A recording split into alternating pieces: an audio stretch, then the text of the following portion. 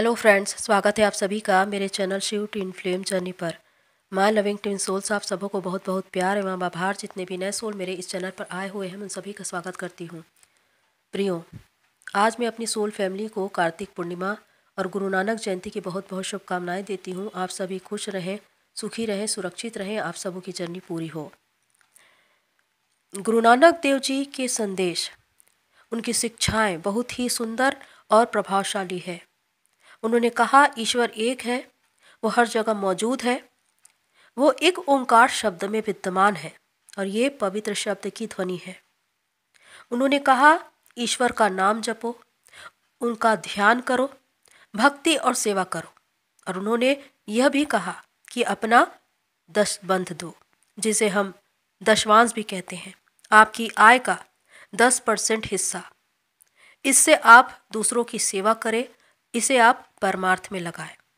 आज का टॉपिक है इस ट्विन फ्लेम जर्नी में कैसा इनर वर्क करें ताकि आपका फाइनल यूनियन हो सके। प्रियो, बहुत से लोगों के कमेंट्स आते हैं कि हम इनर वर्क कैसे करें, अपनी जर्नी को कैसे पूरा करें।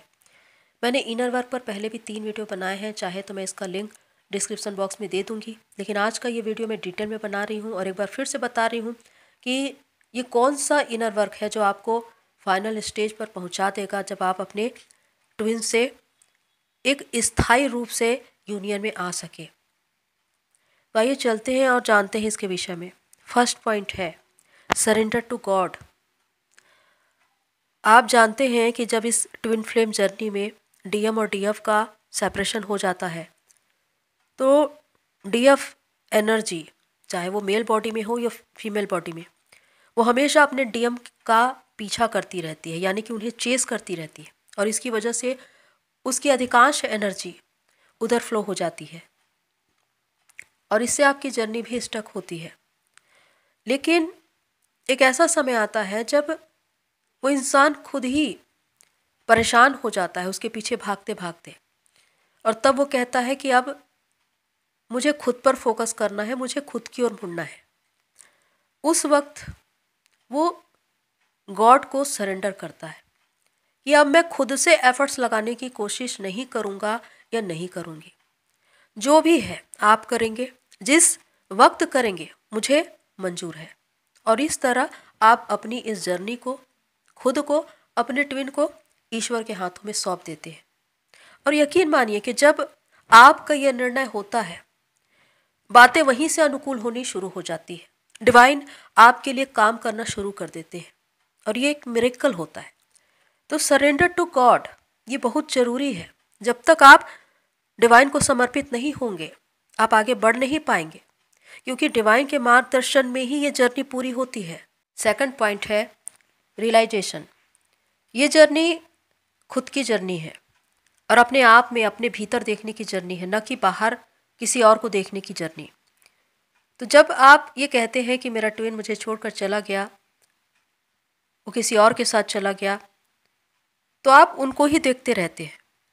यहाँ पर उनको नहीं बल्कि खुद को देखने की ज़रूरत है। अपने भीतर जाकर देखिए कि आपके साथ जो भी बातें हुई हैं क्यों हुई हैं, और वहाँ पर कहाँ कहाँ पर कमियाँ हैं, कमजोरियाँ हैं, कहाँ पर सुधार की ज़रूरत है।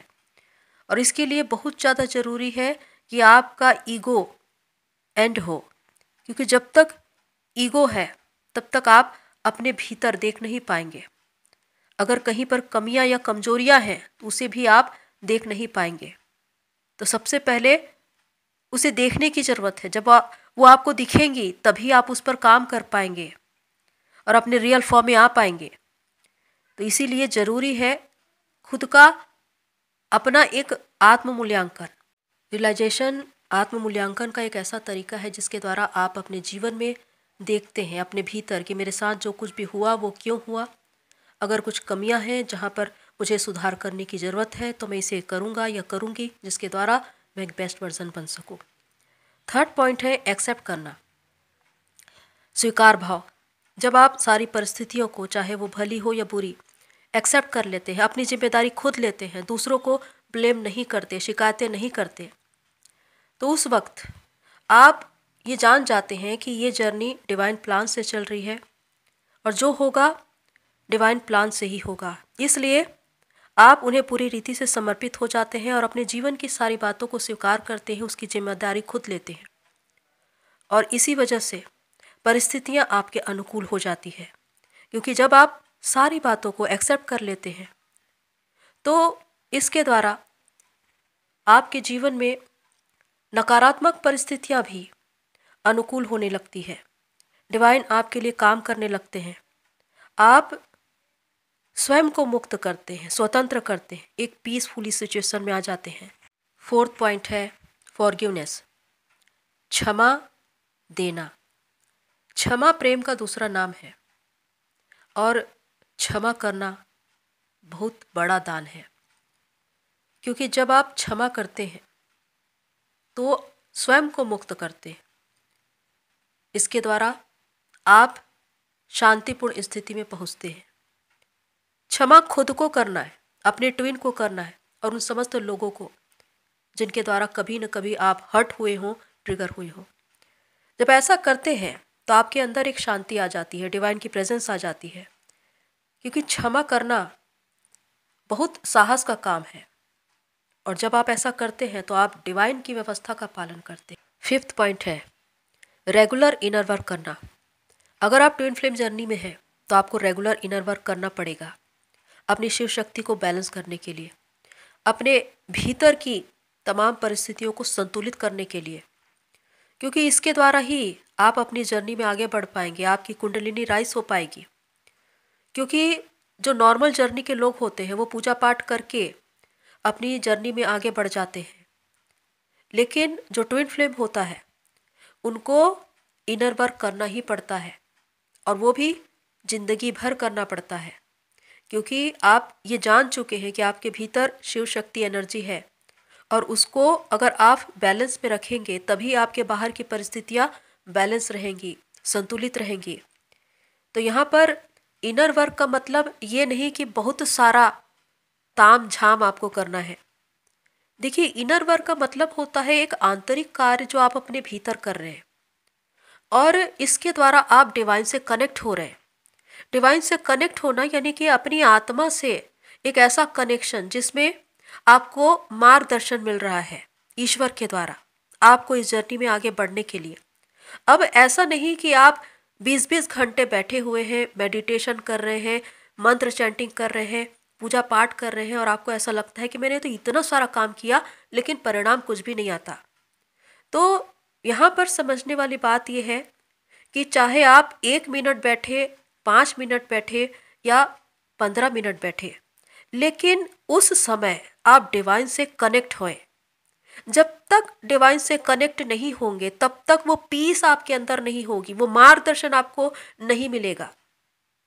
इसीलिए समय की सीमा कितनी लंबी है ये मैटर नहीं करता, आप कितने समय में, कितने कम समय में डिवाइन से कनेक्ट रह पाते हैं ये मैटर करता है।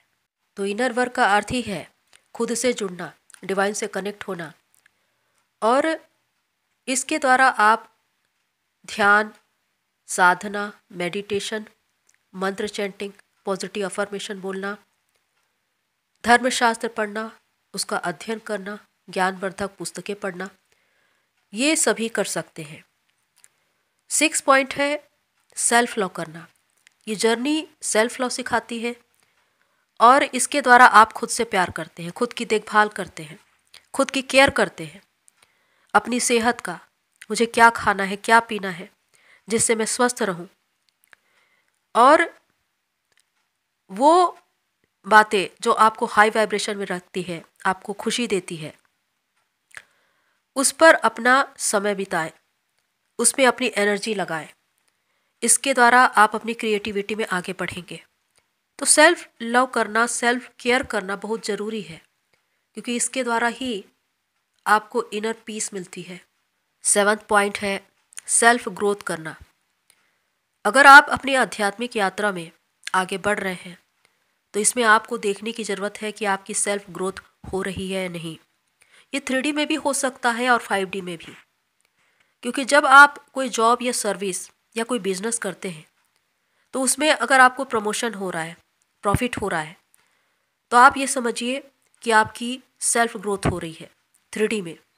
अगर 5D में आपको कुछ ऐसे स्पिरिचुअल गिफ्ट्स मिल रहे हैं, ज्ञानवर्धक बातें आपको पता चल रही है, नए नए नॉलेज आपको मिल रहे हैं, तो इसका मतलब कि आप 5D में सेल्फ ग्रोथ कर रहे हैं।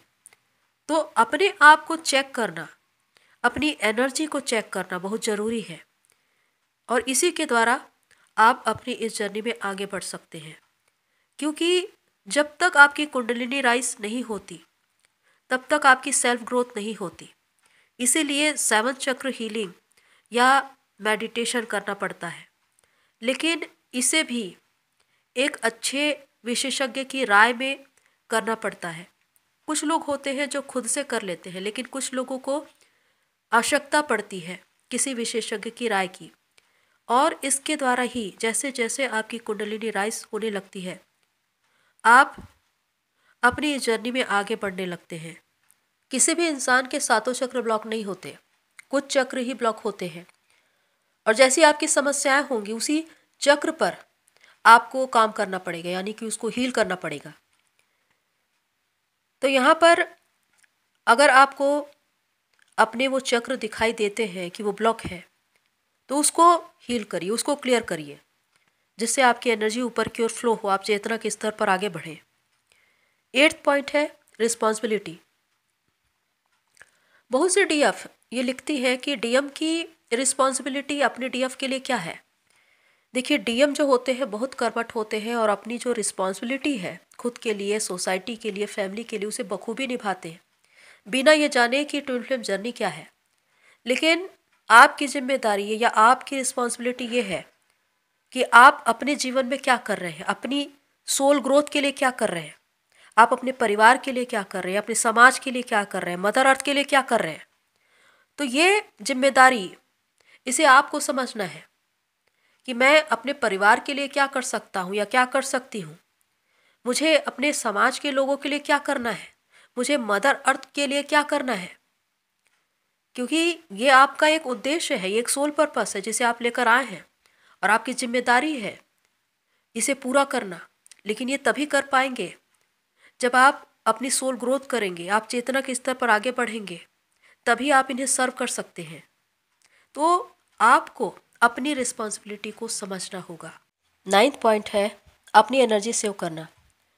जब आप इनर वर्क करते हैं तो आपकी ऑरा क्लीन होने लगती है।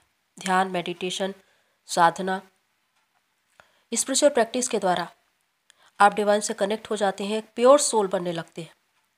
ऐसे में बहुत ज़रूरी है अपनी एनर्जी को सेव करना, क्योंकि बहुत सी स्थितियाँ आती हैं जब आपकी एनर्जी ड्रेन हो जाती है। जब आपके डीएम आते हैं ऑन ऑफ सिचुएशन में, आपको ट्रिगर करते हैं और आपकी एनर्जी लेकर चले जाते हैं, उस वक्त आपको बैलेंस रहना है और किसी भी रीति से उनको एनर्जी नहीं देना है। अगर आप बाहर काम करते हैं, घर से निकलने से पहले एंजल प्रोटेक्शन लीजिए, खुद को प्रोटेक्ट कीजिए, उसके बाद बाहर जाइए। आपका बहुत से लोगों से मेल मिलाप होता है, आप उनसे जुड़ते हैं, इसके द्वारा उनकी एनर्जी से भी जुड़ते हैं। बहुत से लोग निगेटिव एनर्जी के होते हैं, दुख, हताशा, निराशा, असफलता, बीमारी की बातें करने वाले लोग। ऐसे लोग अपनी निगेटिविटी को आपको सौंप देते हैं और आपकी पॉजिटिविटी को ले जाते हैं।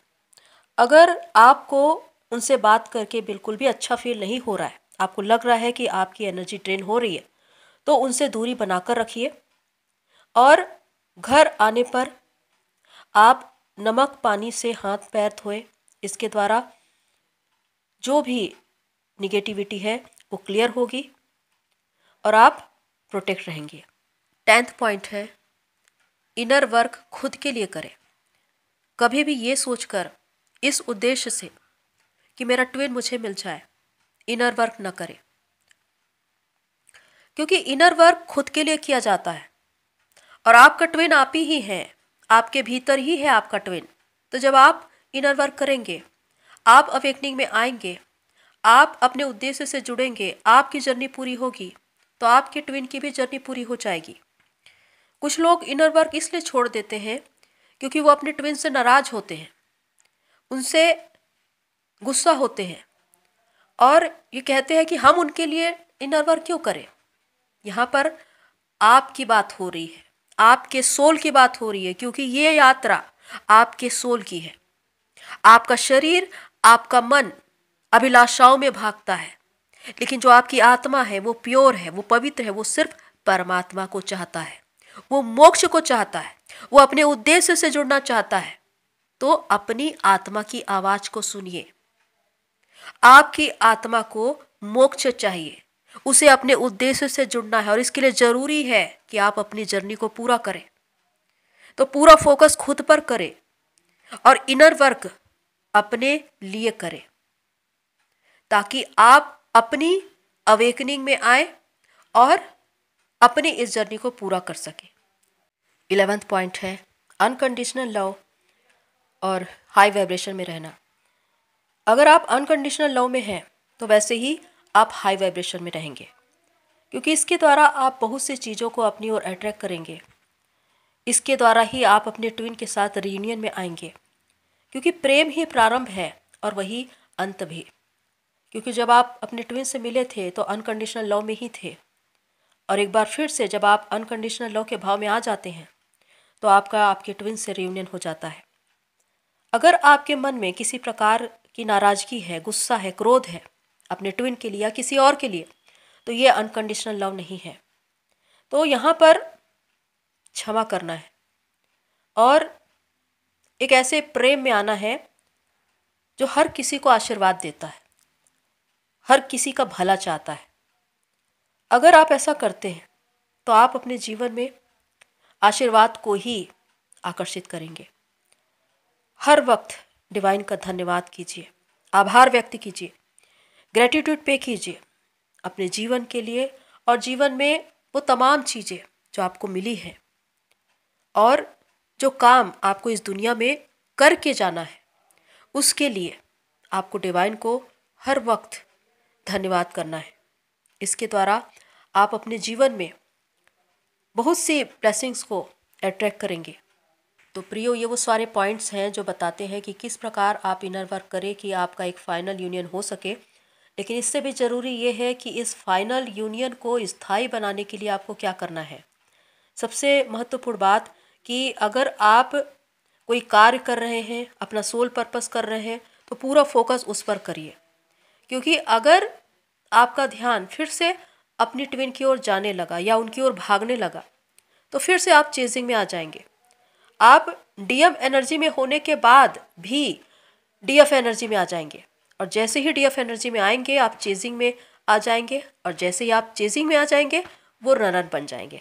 इसीलिए ज़रूरी है अपना पूरा फोकस खुद पर लगाएं, अपने काम में, अपने सोल पर्पस में लगाएं, डिवाइन पर पूरा ध्यान बनाए रखें, रेगुलर इनर वर्क करें, और इसके द्वारा आप अपने रीयूनियन को स्थायी बना रखेंगे।